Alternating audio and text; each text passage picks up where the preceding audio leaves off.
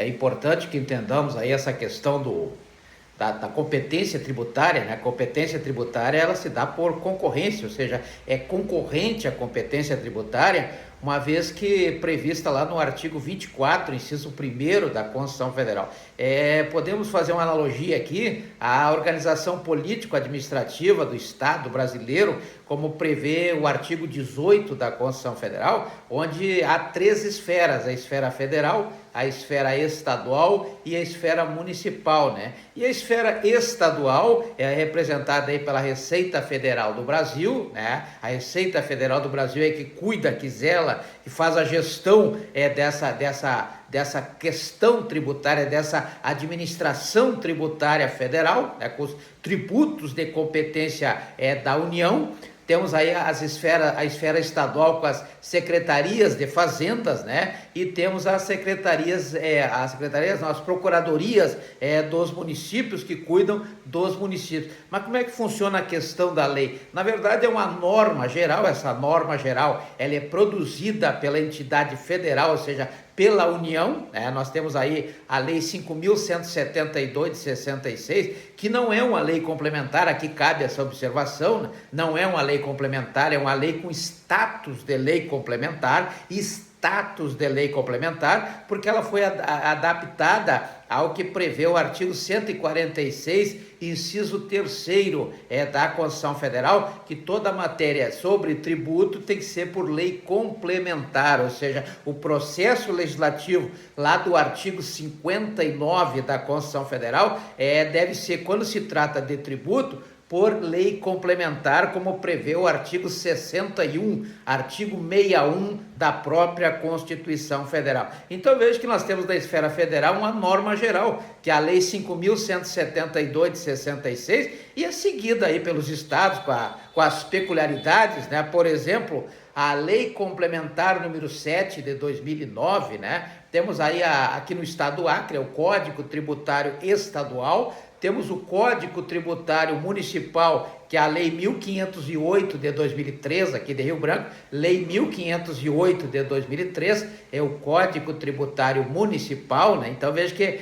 uma lei vai completando a outra. Então a norma geral é da União e ela vai se completando. Cada estado aí faz a sua lei com com as suas peculiaridades, e cada município faz a sua lei com as suas peculiaridades, né? Então nós temos aí a competência concorrente prevista lá no artigo 24, inciso 1º da Constituição Federal. Então vejam que o objeto dessas leis é sempre a regulação do tributo, né? O que é o tributo? O artigo 3º da Lei 5.172 de 66, a Lei 5.172 de 66 é a norma geral no Brasil a respeito do tributo, né? Tributo, então nós temos lá no artigo 3º, né? Que representa o tributo, porque a importância vem porque o tributo representa aí a parte da receita, né? A receita da União, o cofre, o público sai exatamente do recolhimento de tributos. Cada um de nós participa da vaquinha, né? Uma vaquinha, todo mundo tem noção do que é uma vaquinha. Então o tributo ele foi criado exatamente em função de uma vaquinha. Então cada um de nós colabora, recolhe parte do que nós temos, cede parte da nossa propriedade, né? A propriedade está lá no artigo 5º, inciso 22 da Constituição Federal, e o conceito mais aproximado de propriedade está lá no artigo 1228 da Lei 10.406 de 2002, a propriedade que tem aí os ideais do John Locke, né? Aquele contrato social do John Locke, né? Na verdade, a propriedade é o que, como disse o próprio John Locke,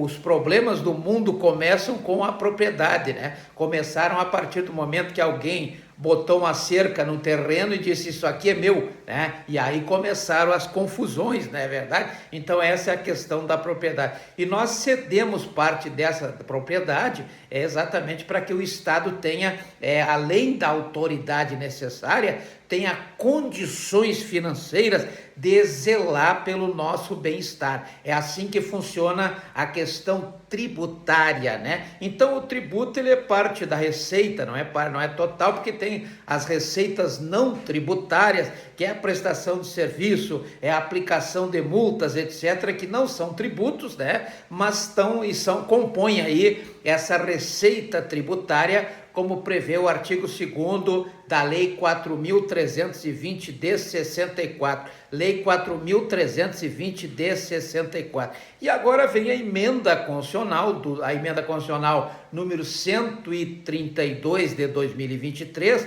regulada pela Lei Complementar 214 de 2015, né, que trouxe uma reforma tributária, né, com as isenções, como já falamos na aula passada, com todos aqueles benefícios, o crédito tributário como deve ser realizado, né, as deduções previstas nessa lei complementar 214 de 2025, né, várias deduções. Então tem que estudar a lei para saber, no caso concreto, qual a dedução a ser aplicada, etc., né? Então nós temos aí exatamente essa questão da emenda constitucional número 214 de 2015, que é o que se faz necessário agora um melhor entendimento. Logicamente que temos aí várias outras leis, como a Lei 15.270 de 2025, que cuida dessas isenções, né? Até R$ 5.000 para quem ganha, para quem trabalha e ganha por mês, né?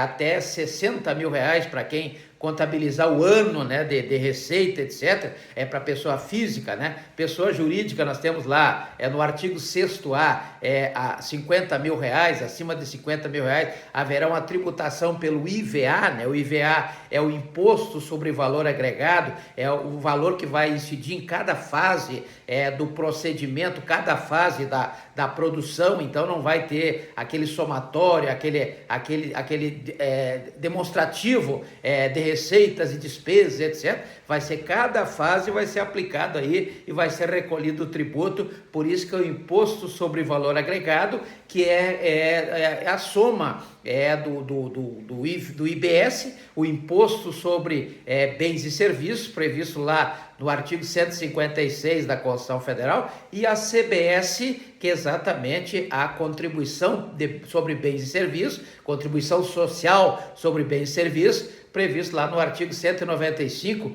inciso 5º da Constituição Federal. Então nós temos aí o IVA, né? Então a instituição do IBS e da CBS, ou do IVA dual, né? Como já vimos no artigo 156A e também o artigo 195, inciso 5º da Constituição Federal, foi criado aí por lei, né? A lei, como prevê o artigo 150, inciso 1º da Constituição Federal, como prevê o artigo 150, o princípio da legalidade tributária, inciso 1º, deve sempre ser criada por lei, né? Então qualquer majoração ou qualquer criação tributária deve sempre ocorrer por lei e por lei complementar, como demanda o artigo 146 da Constituição Federal, né? Então nós temos aí a instituição desses dois novos tributos, né? O IBS, o Imposto sobre Valor, sobre Bens e Serviços, será então aplicado, né, sobre a circulação de bens e serviços. Circulação significa troca de propriedade, né? Eu cedo a propriedade para alguém e esse alguém vai ter que recolher aí o IBS sobre bens e serviços. Então é um imposto, né? Imposto como prevê o artigo 16 da Lei 5.172 de 66. Então lembrem bem, IBS está ligada à circulação de bens, circulação de serviços. Já a CBS, a Contribuição Social sobre Bens e Serviços, lá do artigo 195, inciso 5º da Constituição Federal, né, é aquele que tem aí uma contribuição social como o objeto. Contribuição social é relacionada aos bens e serviços, né? Então sempre terá uma contribuição para a sociedade, uma contribuição social, né? Então veja que essa mudança que foi proporcionada aí pela Lei Complementar número 214 de 2025, tem o objetivo, primeiro, de simplificar, né? E depois de unificar, né, a tributação sobre o consumo no Brasil, consumo sobre bens e serviços no Brasil, né? Então a lei complementar, agora temos a Lei Complementar número 224 de 2026, aliás, 227, né? 227 de 2026, que traz o Comitê Gestor do IBS. Comitê Gestor do IBS, né? É importante que nós tenhamos essa ideia de que foi criado um comitê gestor para o IBS, só para o IBS. Então não existe comitê gestor para a CBS, né? Comitê gestor para a CBS. Não existe esse comitê gestor destinado à AGBS. O comitê gestor é da IBS. Eu estou falando isso bastante porque isso aí às vezes complica um pouco, né? A questão aí nos concursos, né, que a pessoa se acostuma. Outro dia eu estava escutando um programa aí da televisão e o filho como é que é aquele cantor, Bruno Marrone, né? O menino reclamou que estava cansado já de dizerem que ele era o filho do Bruno Marrone, né? Na verdade ele é filho só do Marrone, né? Mas a sociedade sempre fala e refere-se a ele como filho do Bruno Marrone, né? Então agora está a mesma situação aqui, o IBS e a CBS, né? O comitê gestor é só do IBS. Está lá no artigo, está na Lei Complementar 227 de 2026. Então, esse comitê, logicamente, criado pela Lei Complementar 227 de 2026, estabelece um comitê que vai ser o responsável pela gestão do IBS, a gestão do Imposto sobre Bens e Serviços, que faz parte do IVA dual, né, do Imposto sobre Valor Agregado dual. Valor agregado quer dizer que não tem somatório, não tem nada, cada fase vai ter que prestar conta, cada fase vai ter que recolher o seu tributo, né? Então vejo que a responsabilidade sobre essa gestão referente ao IBS será desse comitê que foi criado aí pela Lei Complementar 227 de 2026. Então vejo que esse comitê terá uma função, a função de regulamentar, né? Regulamentar e supervisionar, logicamente, regulamentar e supervisionar a aplicação desse imposto, que é o Imposto sobre Bens e Serviços, como prevê o artigo 156A da Constituição Federal. E com isso garantir aí que as normas, né, sejam seguidas na forma uniforme por todo o Brasil, uniforme no país todo, né, uniformizar. Essa é a ideia, então, dessa lei, Lei Complementar 214 e também da Lei Complementar 227 de 2026, quando criou aí o Comitê Gestor